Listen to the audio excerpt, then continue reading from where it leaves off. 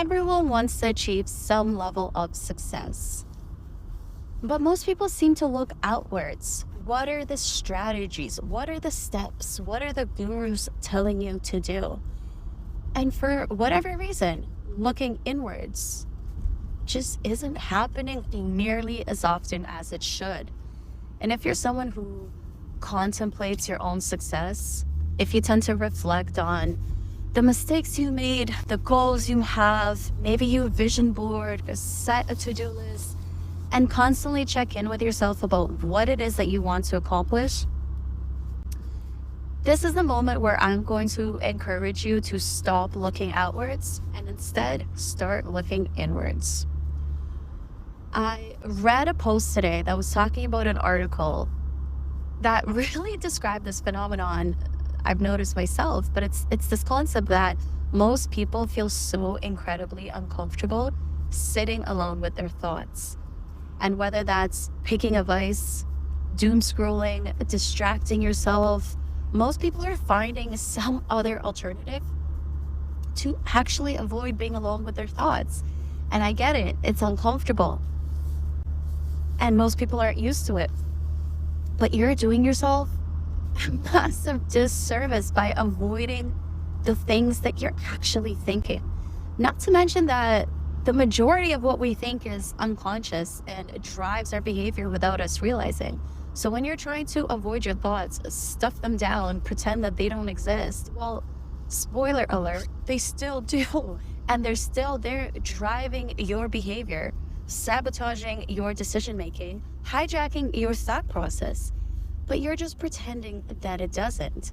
And so when you're working so incredibly hard on your goals, when you're working so incredibly hard, putting in hours and hours every week, hustling, pushing yourself, losing sleep, not drinking enough water, not eating enough, sacrificing your social life, when you're doing all the things, but you're overlooking the actual thoughts that are driving your behavior, well, can you see how that disconnect, how that mismatch is actually harming you and sabotaging you in ways that you don't even recognize? And so for most people, sitting alone with their thoughts is incredibly uncomfortable. In the post I read today, they were talking about an experiment where adults were offered a choice to sit alone with their thoughts for 15 minutes or to administer an electric charge in themselves, like to shock themselves and feel physical pain. And the majority of people picked physical pain over sitting alone with their thoughts. I mean, that's ridiculous. But how often do you find yourself doing the same thing where something's uncomfortable and on the surface you might feel like you're procrastinating, but below the surface you're actually doing everything that you can to avoid feeling that discomfort? Where maybe you're feeling uncertain, you have some doubt creeping in and you don't know where the doubt is coming from, why it's showing up now, or what you're going to do about it. And so you do anything that you can to make yourself feel better. Maybe that's like me, where you just eat extra sugar, make a cup of tea and throw an extra couple spoonfuls of sugar in. You binge chocolate, maybe you eat a lot of snacks. Maybe you just do something else that's not equally healthy.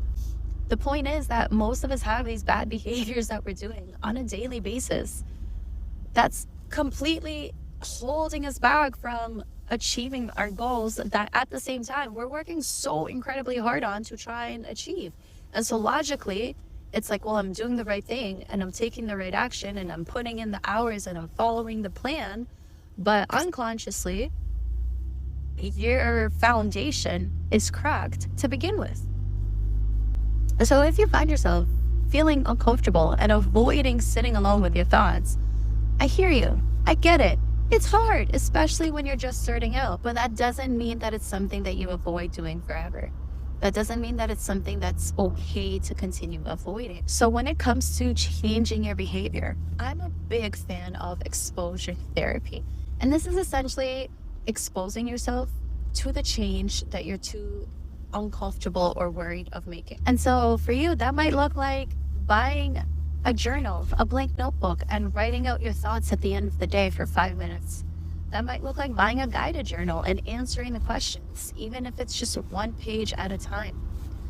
That might look like setting a timer 5, 10, 15 minutes just to start, and just sitting in silence and seeing what comes up, even if it's uncomfortable. That means putting yourself into intentional situations where you have to acknowledge what it is that you're thinking. Because whatever you're thinking is going to continue playing out on a loop, whether you like it or not. You see, an interesting thing happens with our psychology where the more that we try to suppress our thoughts, the more that we actually end up thinking about it. I mean, here's a classic example of you. Don't think of a pink elephant. I mean it. Don't think of a pink elephant. Why are you thinking of a pink elephant right now? I told you not to.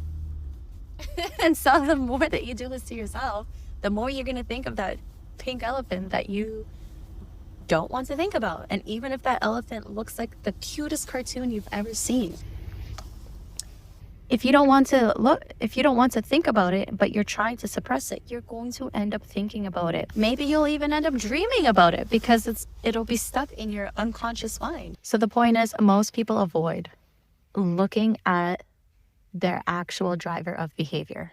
It doesn't matter what your strategy is. There's more than one strategy that works. It doesn't matter what your tactics are. There's more than one type of tactic that will work for you. And not all tactics work for everyone equally. So much of it depends on your psychology, on your mindset, and on the initial thoughts that you're having. So no matter how uncomfortable it feels to sit alone with your thoughts, this is your encouragement to go ahead and start. Starting is really the hardest part. Just like if you hadn't been to the gym for months and you suddenly had to go and run 5K on the treadmill, it would be hard and you might huff and puff and not even make it. But if you went to the gym consistently and you put in the reps and you got over the initial discomfort and the sore muscles and the extra laundry, after a while you'd start to enjoy the process and you'd see benefits that ripple out into your entire life. Not just a better looking body, not just improved physical health, not just increased strength, feeling better, thinking better, showing up with more confidence, having more energy, sleeping better, stress relief, people responding to you differently based on the improvements in the way that you look. The same thing goes for how you think. Yes, it's uncomfortable in the beginning. Yes, you have to do it.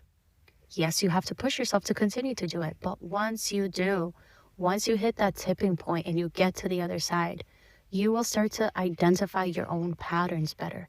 You'll start to see the moments of self-sabotage earlier. You'll start to identify where you're holding yourself back versus where you're actually lacking a skills, a strategy, or something else.